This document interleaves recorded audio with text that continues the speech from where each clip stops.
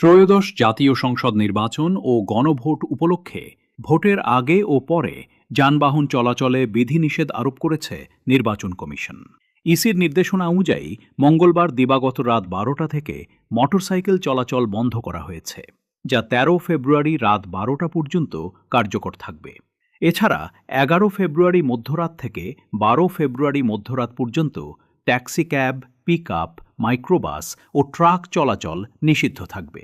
তবে আইনশৃঙ্খলা রক্ষাকারী বাহিনী, প্রশাসন, দ্য জরুরি সেবা, সংবাদপত্র পরিবহন ও চিকিৎসা সংক্রান্ত কাজে ব্যবহৃত যানবাহন এই নিষেধাজ্ঞার বাইরে থাকবে।